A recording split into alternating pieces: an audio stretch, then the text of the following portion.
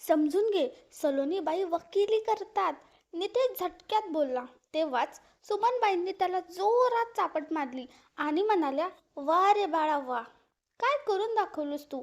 वडिलांची पुण्यतिथी पूजेच्या जागी इथे बायकोचा वाढदिवस साजरा करतोयस. आणि तू नवऱ्यावर लाखो रुपये उधळू शकतेस, पण वडिलांची एक साधीशी इच्छा पूर्ण करण्यासाठी छोटीशी पूजा देखील नाही. लाज वाटली पाहिजे तुम्हा दोघांना. काकूंनी एवढं बोलून सगळ्यांसमोर इतकी लाज आणली की पार्टीत उपस्थित सारे जण डोके खाली घालून बसले. सलोनीबाईंनी जयश्रीबाईंचा हात धरून विचारलं, ताई, एवढा यातना सहन करत होता तर काही सांगितलं का नाही? आम्ही आपले नाही का? ते ऐकून जयश्रीबाई हुंदके देत रडू लागल्या. आईची अशी अवस्था पाहून नेहाच्या डोळ्यात पण पाणी आलं. मनात ती म्हणाली, काकूंचे मी मनपूर्वक आभार मानते, ज्यांनी मला भाऊ वहिनीचा खरा चेहरा वेळेवर दाखवला. नाहीतर आज आई किती एकटी राहिली असती. नेहाला आठवली ती घटना जेव्हा काकूंनी तिला फोन केला होता. हॅलो नेहा, मी तुझी काकू बोलतीये. तू जयश्रीबाईंना सोबत घेऊन गेलीस का? सांगितलं नाहीस. निदान खिडकीपाशी येऊन भेटली असतीस. त्या जशा एकट्या आहेत तशाच मीही एकटी आहे. बोलल्या असत्या तर मन हलकं झालं असतं. 2 दिवस खिडकी उघडलीच नाही म्हणून काळजी वाटली. तुझी वहिनी पुष्पा तर नीट बोलतही नाही आणि विचारलं की लगेच म्हणते, नेहा आईला घेऊन गेलीये. बरं झालं, थोड्या दिवसांनी तरी त्रास कमी झाला. माझा सल्ला ऐक. तुझ्या आईला तूच जवळ ठेव. तिने मुलांना नेहमी भरभरून खायला घातलं आणि आज तीच सुनेच्या तोंडाकडे बघतीये. नवरा गेला म्हणून मुलांची जबाबदारी संपते का? बायको संघर्ष करून मुलांना वाढवते, मग आईबद्दल मुलांची काहीच जबाबदारी नाही का? काकूचं बोलणं ऐकून नेहा म्हणाली, काकू, आई माझ्याकडे नाहीत. रक्षाबंधनाला मीच त्यांना भेटून आले होते, पण आई त्या घरातून बाहेर पडायलाच तयार नाहीत. त्यांचं म्हणणं आहे, हे घर म्हणजे आमचं बालपण आणि बाबांच्या आठवणी. तुम्हाला ठाऊकच आहे, आईला नितेशवर किती जीव आहे, पण तो बायकोच्या नादात तिचं मन किती दुखावतो. खाण्यापिण्याबद्दल बोलायचं तर मी महिनाभर पुरेल एवढं बिस्किट, केक, ज्यूस, ग्लुकोज सगळं ठेवून आले होते. तेव्हा काकू म्हणाल्या, म्हणजे तुझ्या वहिनीने मला खोटं सांगितलं तर? बरं बाळा, मी घरात जास्त बोलू शकत नाही, पण मला त्यांच्या प्रकृतीची चिंता वाटते. कालच म्हणाल्या औषध संपले आणि तुझी वहिनी नावापुरती काहीतरी पावडर देऊन म्हणते यातून शुगर ठीक होईल. बाळा नेहा, वेळ मिळाला तर एकदा भेटून ये. हे ऐकून नेहाने पुष्पाला फोन केला. पुष्पा म्हणाली, आत्ताच दुपारचं जेवण करून झोपल्या आहेत. आणि इतकं ऐकून नेहा शांत झाली. पण आईचा आवाज ऐकून तिला खात्री झाली की आई आजारी आहेत. नेहा म्हणाली, आई, तुम्ही दुःख का लपवता? लहानपणी तुम्हीच शिकवलं होतं, अन्याय सहन करू नका. मग स्वतःच का सहन करता? जर माझा नवरा माझ्याशी अन्याय करेल तर तुम्ही मला काय सांगाल? सहन कर. जयश्रीबाई डोळ्यात पाणी आणून म्हणाल्या, नाही ग बाळा, देव करो तुझ्यावर अशी वेळ कधीच येऊ नये. पण मी काय करू? करावं तरी काय? हे सगळे माझेच तर आहेत ना. तेवढ्यात पुष्पा आत आली. जयश्रीबाईंनी पटकन डोळे पुसून हसल्या आणि म्हणाल्या, नेहा, मी अगदी ठीक आहे. आईचं हे जबरदस्तीचं हसणं पाहून नेहाच्या मनाला काळजी लागली. तिने नितेशला फोन करून विचारलं.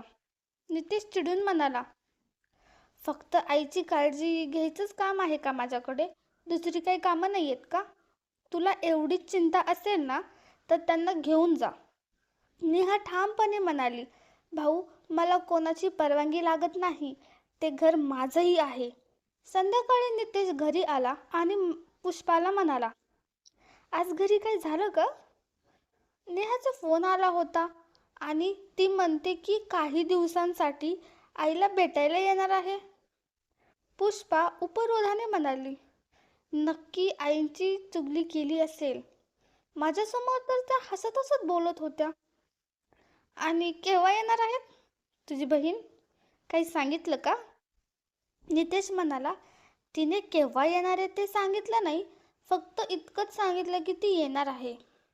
बघ हा, काही गडबड होऊ नये, कारण कायद्याने त्या घरावर तिचाही हक्क आहेच. त्यामुळे तिच्यासमोर काहीही चुकीचं बोलू नकोस. पुष्पा हसत म्हणाली. तुम्ही काळजी करू नका, मी सगळं नीट सांभाळेन. दुसऱ्याच दिवशी पुष्पा जयश्रीबाईंना म्हणाली. आई, मला सरळ बोलायची सवय आहे. तुमची मुलगी इथे राहायला आली तर तिच्यासमोर काही बोलतात तर तिचं माहेर सुटेल, पण तुमचं आणि तुमच्या मुलाचं नातंही तुटेल. मग तुमच्या अंधसंस्कारालाही कुणी उरणार नाही, म्हणून समजून घ्या. बिचारी जयश्रीबाई गप्प बसल्या. साधारण 8 दिवसांनी पुष्पा जयश्रीबाईंना म्हणाली. आई, तुमच्या खोलीत खूप उकडतंय. जयश्रीबाई म्हणाल्या. सुनबाई, सांगशील तर खिडकी उघडते. पुष्पा संतापून म्हणाली. खबरदार, खिडकी उघडायची नाही. तुम्ही खिडकी उघडून काकूंशी माझी चुगली करता. जितकी हवा यायची आहे ती व्हेंटिलेशनमधून येईल. आधी खोली नीट साफ करा. जयश्रीबाई नम्रपणे म्हणाल्या. सून, एक डबा बिस्किट दे ना, कधी कधी भूक लागते. पुष्पा उत्तरली. घरात बिस्किट नाहीत. जयश्रीबाई म्हणाल्या. पण नेहा तर महिनाभर पुरेल इतके बिस्किट, चिप्स काय काय ठेवून गेली होती. सगळं संपलं का? नातवंडांनी खाल्लं असेल तर सांग. पुष्पा गप्प बसली. तेवढ्यात तिचा मुलगा बिस्किट खात खात आत आला आणि म्हणाला. मम्मी, आत्या आजीसाठी बिस्किट घेऊन आल्या होत्या ना, ते खूपच टेस्टी आहेत. हे ऐकून पुष्पा रागाने त्यांच्याकडे बघत म्हणाली. जा, खेळायला जा. तो शांतपणे निघून गेला. जयश्रीबाई मनातल्या मनात हळहळल्या. दुसऱ्या दिवशी थकव्यामुळे जयश्रीबाईंना ताप आला. पुष्पा आत आली आणि म्हणाली. तुम्ही हे सगळं मुद्दाम आजारी पडताना, जेणेकरून लोक म्हणतील की आम्ही किती तुमची काळजी घेत नाही, तुम्हाला त्रास देतो. हे घ्या पाणी आणि पट्टी, स्वतःच करून घ्या. मी काही तुमची आया नाही की तुमची सेवा करेन आणि घरकामही करेन. हे बोलून ते निघून गेली. तेवढ्यात नातू एका ताटात 2 पोळ्या आणि डाळ घेऊन आला. तो म्हणाला. आजी, हे खा आणि हे औषधही घ्या. मला मागच्या वेळी जेव्हा ताप आला होता तेव्हा मम्माने मला हे दिलं होतं. तुम्ही घ्या, तुम्हाला बरं वाटेल. जयश्रीबाईंनी नातवाच्या डोक्यावरून हात ठेवून आशीर्वाद दिला. पण तापामुळे त्यांना खूप थंडी वाजत होती. त्या पुन्हा पुन्हा ओरडून म्हणाल्या. सुनबाई, एखादं ब्लँकेट आहे का? नाहीतर मी थंडीने मरून जाईन. पण पुष्पाने त्यांच्या आवाजाकडे लक्षच दिलं नाही. दुसऱ्या दिवशी कैलासबाबूंची पुण्यतिथी होती. जयश्रीबाई कैलासजींचा फोटो छातीशी धरून रात्रभर रडत होत्या. आज त्यांना आत्मशांतीसाठी पूजा करायची होती आणि काही गरिबांना दानही द्यायचं होतं. पण मुलगा आणि सुनेंना फोटोला अगरबत्ती लावणंही आवश्यक समजलं नाही. मम्मा, आजीला कालपासून ताप आहे आणि तुम्ही औषधही दिलं नाही, असे अथर्व, त्यांचा नातू, म्हणताच पुष्पा त्याच्याकडे संतापाने बघू लागली. तेवढ्यात नेहा आईजवळ धावून आली. तिला छातीशी धरून म्हणाली. आई, तुमची तब्येत खूपच खराब आहे. जयश्रीबाईंच्या डोळ्यात पाणी आलं. त्या फक्त एवढाच म्हणाल्या. बाळा, तू चिंता करू नकोस, मी ठीक आहे. नेहाने आईला घट्ट धरलं आणि म्हणाली. आई, मी तुला असं त्रासात बघू शकत नाही. आता तू माझ्याबरोबर राहायला येणार आहेस. इथे तुला किती अन्याय सहन करावा लागतोय हे मी पाहिलं आहे. पुष्पा लगेच मध्येच बोलली. नेहा, तू तुझ्या आयुष्यात लक्ष घाल. इथल्या गोष्टींमध्ये तुझं नाक खुपसू नकोस. आई इथेच चांगली आहे. नेहा ठामपणे म्हणाली. नाही वहिनी, नाही. आई इथे अजिबात चांगली नाहीये. तुमच्या वागणुकीमुळे आई आजारी पडली आहे. तुम्ही तिची काळजी घेण्याऐवजी तिला एकटीला सोडून देता. आता आई माझ्याबरोबरच राहील. मला काही कोणाचं ऐकायचं नाहीये. जयश्रीबाई नेहाच्या डोळ्यात पाहत म्हणाल्या, बाळा, मी तुला ओझं होऊ इच्छित नाही. नेहाने आईचा हात हातात घेतले आणि म्हणाली, आई, तू माझ्यासाठी ओझं नाहीयेस. तू माझा श्वास आहेस. तुझ्याशिवाय माझं काहीही नाही. तू माझ्याबरोबर येणं हेच मला हवं आहे. नितेश तेवढ्यात आत आला. तो शांतपणे सगळं ऐकत होता आणि नंतर म्हणाला, आई, मला माफ कर. मी तुमचं दुःख ओळखूच शकलो नाही. बहिणीचं म्हणणं अगदी खरं आहे.